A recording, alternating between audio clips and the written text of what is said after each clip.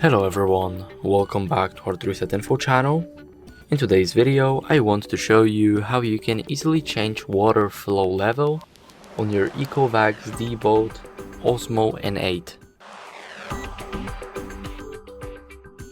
So first, open the ECOVACS Home app and now click on the robot.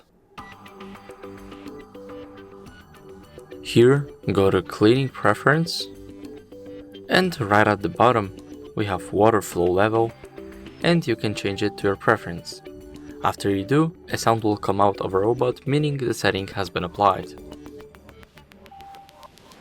And that's it. Thank you guys for watching, make sure to leave a like, subscribe, and see you in the next video. Bye.